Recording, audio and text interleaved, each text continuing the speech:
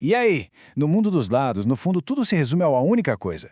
Como é que a gente dá o melhor palpite possível com a informação que temos em mãos? Mas como saber se um palpite é bom, medíocre ou simplesmente genial? Bom, é exatamente isso que a gente vai descobrir juntos. Essa é a pergunta de US$ 1 milhão, né? A gente tem uma montanha de dados, mas o que queremos de verdade é extrair um conhecimento, um número, uma conclusão que a gente possa confiar. Como é que se faz essa ponte? Para isso, a gente vai construir uma ferramenta. Pensa numa checklist, com 3 critérios essenciais que todo bom palpite estatístico, ou no termo técnico, estimador, precisa ter. No final, a gente vai ter um guia prático para julgar qualquer estimativa, sabendo direitinho o que procurar. Ok? Vamos mergulhar nisso. Primeiro, vamos só alinhar o cenário. O grande desafio da estatística é basicamente este. Como é que a gente olha para um pedacinho do mundo e tira conclusões sobre o todo? A lógica por trás disso é bem simples, na verdade. A amostra é aquilo que a gente vê, que a gente consegue coletar. A população, bom, é o universo inteiro, tudo que existe lá fora. E o estimador? Esse é o nosso palpite educado, a nossa ferramenta matemática que usa os dados da amostra para tentar adivinhar uma característica da população toda. Vamos para o primeiro item da nossa checklist, talvez o mais intuitivo de todos, a consistência. Porque, um bom palpite tem que, no mínimo, melhorar conforme a gente dá mais informação para ele. Pensa comigo. Se a gente continuar coletando dados sem parar infinitamente, o nosso palpite deveria, em algum momento, cravar o valor verdadeiro. Ou, pelo menos, chegar tão perto que a diferença nem importa mais. A incerteza, aquela margem de erro, simplesmente some. E essa analogia do detetive é perfeita. Um detetive com uma pista só pode ter um palpite totalmente furado, mas com centenas de pistas, a imagem fica nítida e o palpite vira quase uma certeza. É exatamente essa a ideia da consistência.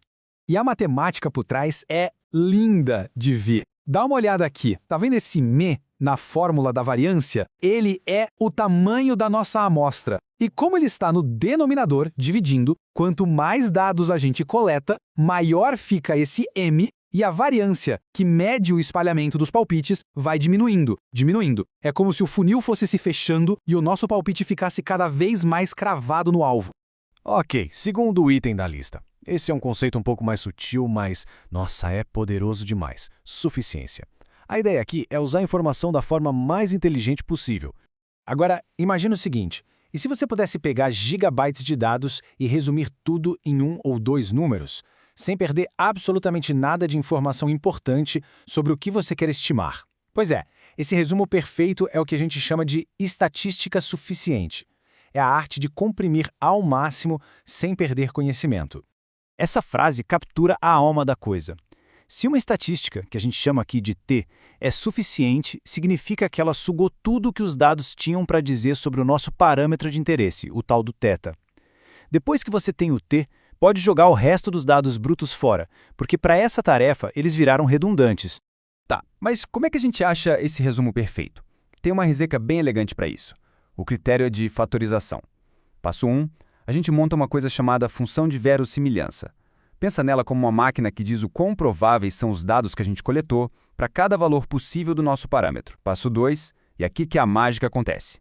Se a gente conseguir quebrar essa função em 2 partes, uma que só envolve os dados e outra que mistura o parâmetro com um resumo dos dados, aí, bingo.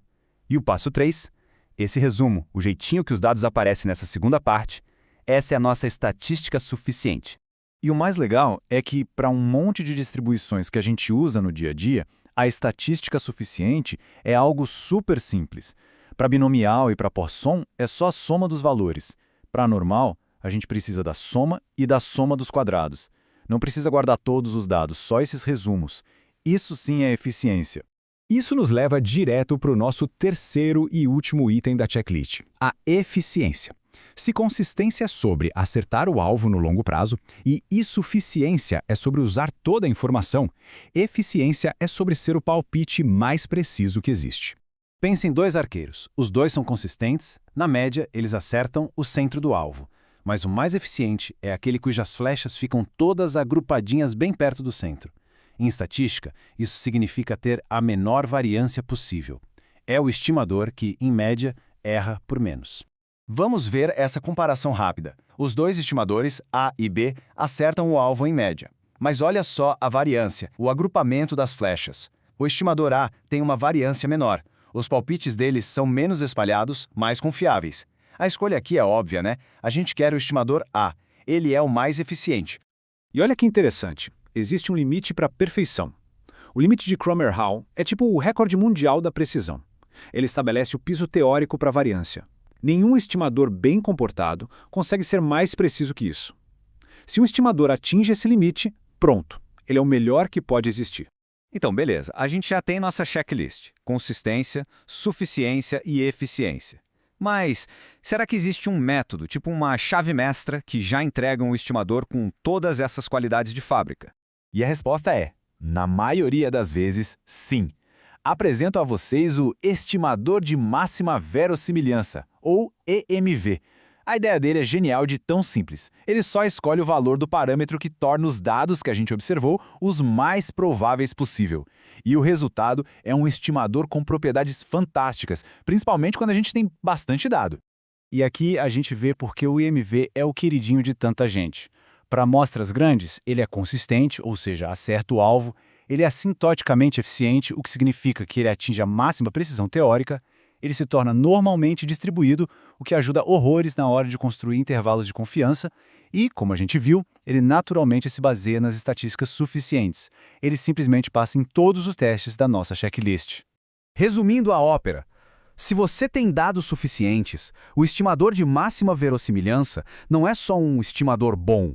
Ele é, para todos os efeitos práticos, o melhor que a gente poderia querer. Ele acerta o alvo com a maior precisão possível. Fim de papo. E aqui está ela, a nossa checklist final, prontinha para o uso.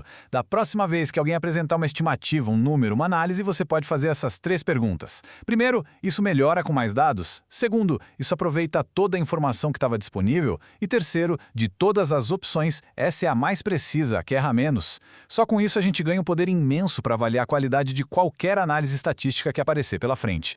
Bom, a gente construiu uma base bem sólida para entender o que é um palpite estatístico ideal.